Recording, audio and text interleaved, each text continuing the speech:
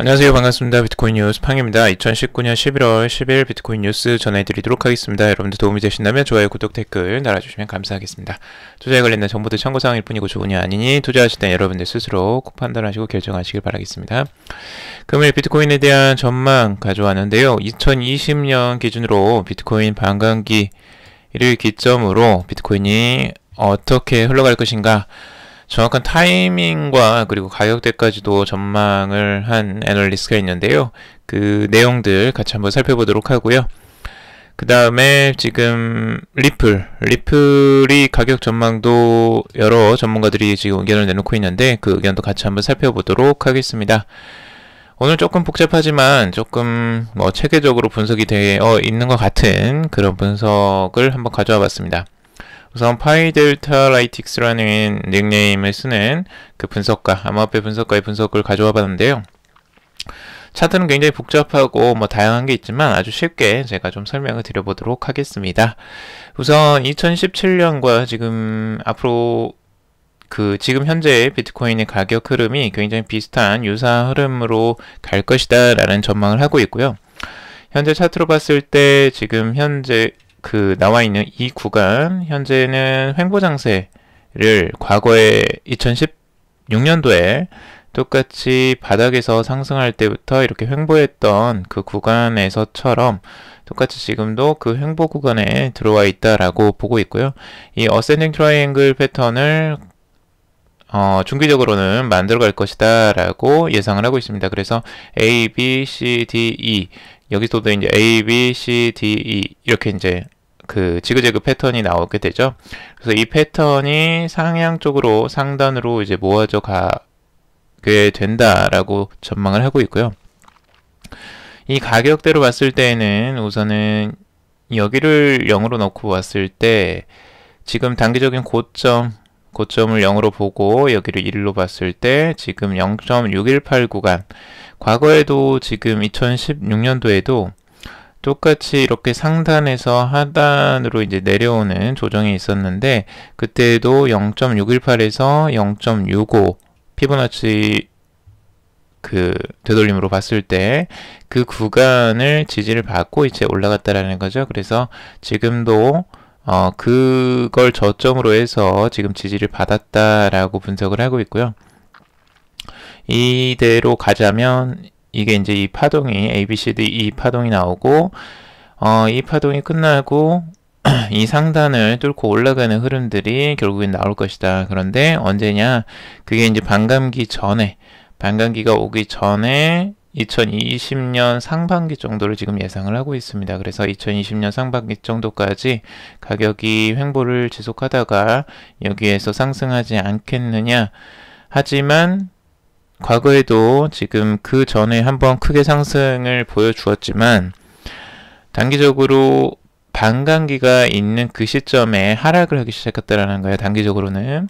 그래서 루머에 살고 이제 뉴스에 팔아라 라는 이제 이런 명언이 있죠.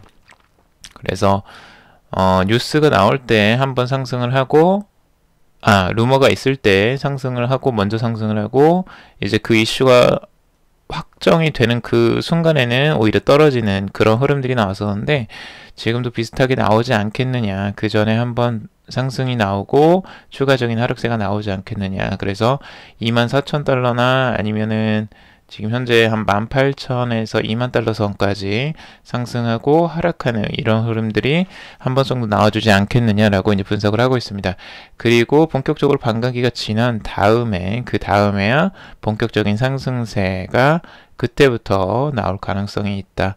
그래서 이 상단의 지지를 다시 한번 받은 다음에 상승하는 흐름들, 과거의 패턴처럼 이렇게 떨어진 다음에 다시 한번 지지받고 올라가는 흐름들이 나올 것이다. 그래서 지금 현재 이제 화살표로는 36,000달러까지도 보고 있는데 이렇게 이제 상승 흐름들이 나올 것이라고 전망을 하고 있습니다. 그리고 특이한 부분은 이제 RSI를 분석을 한 건데요. 이 RSI도 재미있어요. 이 상대 강도 지수를 통해서 비트코인의 단기적인 흐름들을 이제 전망을 한 건데 과거의 흐름들을 보면 지금 이동평균선이 있습니다. 이동평균선이 이제 데드크로스처럼 이렇게 크로스로 단기 이동평균선이 뚫고 내려가는 이런 흐름들이 나올 때 RSI가 그 하단선의 위치에 있어서 이렇게 걸리는 경우, 이럴 경우는 단기적으로 하락세가 나올 가능성이 더 크다라고 보고 있고요. 그리고 이렇게 이제 골든크로스처럼 단기 이동평균선이 장기 이동평균선을 뚫고 올라가는 흐름들이 나올 때 RSI가 그 상단에 딱 겹쳐 있을 경우는 이제 상승하는 흐름들이 나올 가능성이 더 높다라고 분석을 하고 있습니다.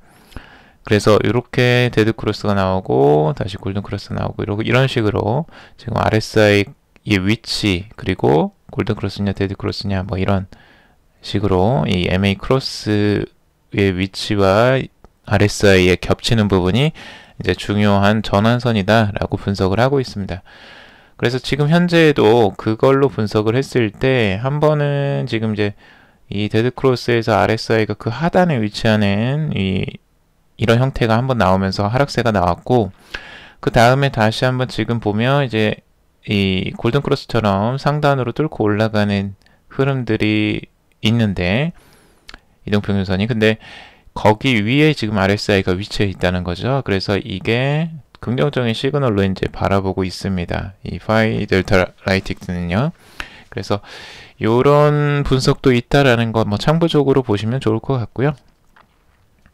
완벽하게 뭐 이것과 맞아 떨어진다라고는 아닐 수도 있어요. 그러니까 여러분들이 확률을 한번 보시고 참고적으로 그냥 사용하는 지표 정도로 보시면 좋을 것 같습니다. 자, 그리고 비트코인에 대한 전망, 단기적인 전망인데요. 단기적인 전망세 대부분은 조금 더 약세를 많이 예상을 하고 있습니다. 현재 그 DAT통이라는 이 닉네임을 쓰는 암호화폐 분석가는 현재 가격대에서 8,492달러 선까지 하락할 가능성이 추가적으로 나온다라고 분석을 하고 있습니다. 그래서 현재 가격대를 유지하면서 상승하는 흐름보다는 이 하단으로 지금 떨어질 가능성, 약세가 지금도 이어지고 있다라고 분석을 하고 있고요. 이 가격대에선 추가적인 하락세가 조금 더 보인다. 그래서 8,492달러 선을 보고 있습니다.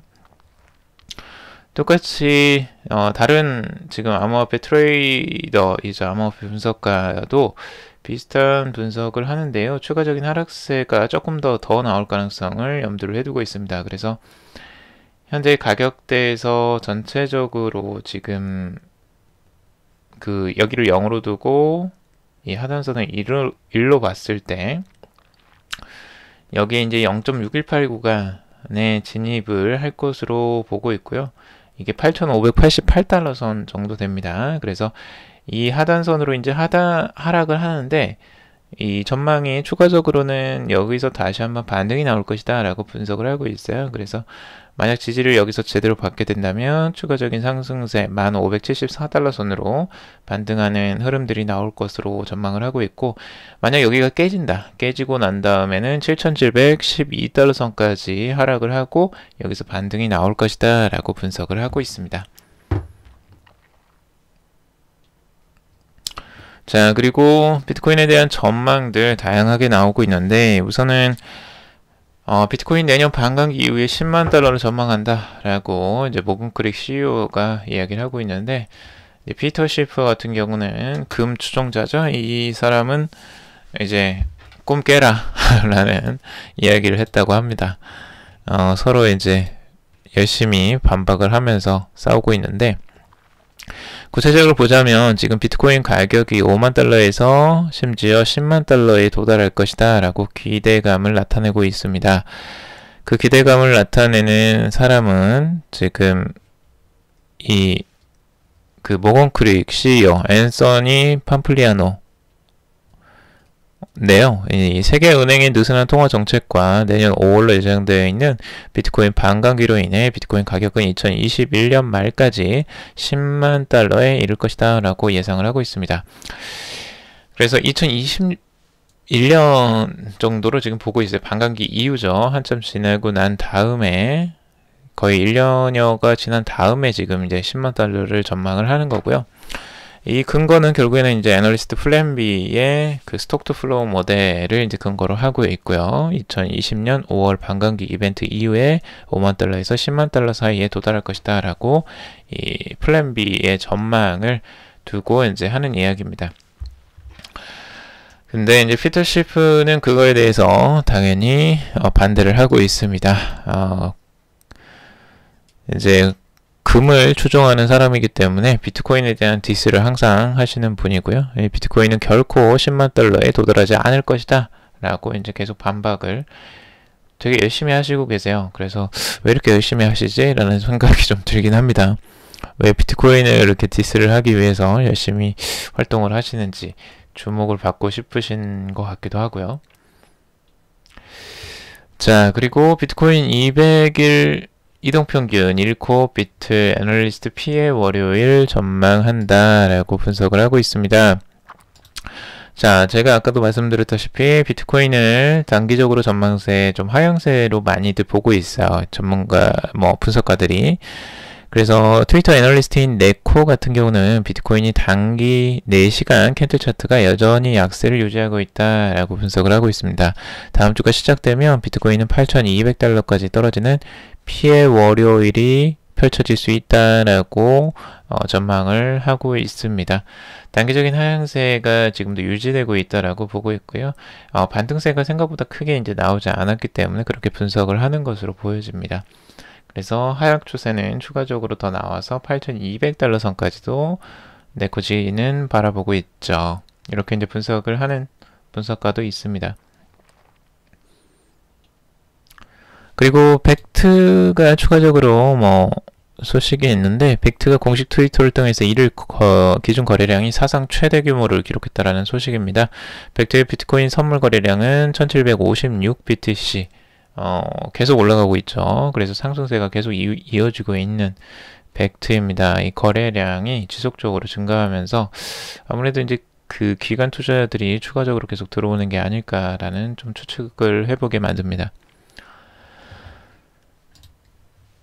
자, 그리고 저스틴 선 트론 재단 다단계와 관계가 없다라는 소식인데요. 블록체인 대중화에 힘쓸 것이다 라고 그런 이야기를 하고 있습니다. 지금 트론의 창업자 저스틴 선이 트론 커뮤니티를 위주로 한 모든 다단계는 트론 재단과 어떠한 관계도 없다라고 주장을 하고 있어요. 아무래도 지금 이제 트론을 이용해서 다단계가 이제 성행을 하는가 봅니다. 중국에서. 근데 그 부분에 대한 이제 루머를 막기 위해서 지금 저스틴 선이 직접적으로 그걸 언급하는 것 같은데요. 트론 재단은 지난 2017년부터 2년 동안 모든 TRX 보유량을 락업했으며 보유 주소 또한 공시하고 있다. 트론 재단은 암호화폐 관련 정책이 수립되기 전에 토큰 발행을 위한 자금을 조달했으며 국내 정책이 수립된 후 트론 재단은 국내 규제기관과 협력해 가장 빠르게 중국 내 투자자의 투자금을 반환했다. 그리고 트론 재단이 보유한 TRX를 매각하는 일명 먹튀는 사실이 아니다 라고 말하고 있습니다. 그래서 트론을 자신들이 매각하지는 않는다라고 이제 공시를 하고 있죠. 그리고 트론은 오픈소스 인터넷 프로토콜로 모든 개발자들은 트론 프로토콜을 수정할 수 있다. 관련 내용은 트론 재단이 알 수 없으며 간섭할 권리도 없다. 만약 누군가 트론 프로토콜을 바탕으로 불법 행위를 한다면 트론 재단은 가장 먼저 규제기관에 고발할 것이다. 또한 트론 재단은 관련 행위에 대해서 시스템 차원에서 관할권과 통제권이 없다라고 이야기를 하고 있어요. 그래서 트론이 지금 이제 그런 관리를 지금 열심히 하고 있는 것으로 보여지고요. 자신들이 이제 다단계에서 이용되는 부분들을 막기 위해서 위험하죠. 그런 부분들이 만약에 악용이 되게 된다면 이제 사용하는 부분도 굉장히 주의를 요할 거예요. 아마 이게 트론을 어디에 쓰느냐에 따라서 굉장히 이제 구설수에 오를 수도 있고 아니면 규제기관의 제재를 받을 수도 있기 때문에 이런 부분을 굉장히 조심스럽게 지금 유지를 하고 있는 저스틴 선이고요. 아마 다른 CEO들도 비슷한 생각을 가지고 있을 겁니다. 그래서 관리를 하는 것으로 지금 보여지고 있고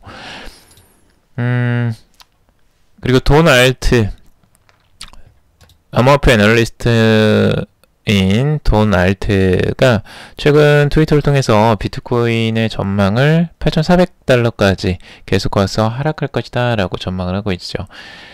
비슷하죠. 대부분의 전망들이 신기하게도 이 8,400달러 선을 중요한 지지선으로 보고 있습니다. 그래서 지금 현재 이 가격대 8,700, 8,800 정도 나와 있는데 그 가격대에서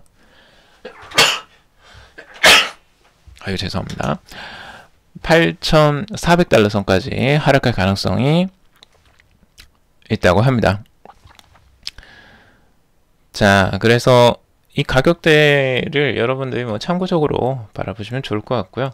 이 머스트 홀드 선이죠. 여기가 이제 8,400이네요. 이쪽까지 이제 하락할 가능성들을 염두를 해두고 있습니다. 자, 그리고 XRP에 대한 분석들도 있습니다. 리플에 대한 분석이 이제 다양하게 나오고 있는데요. 리플 0.3달러 붕괴 후에 가격 전망이 어떻게 될 것이냐에 대한 의견이 굉장히 분분합니다.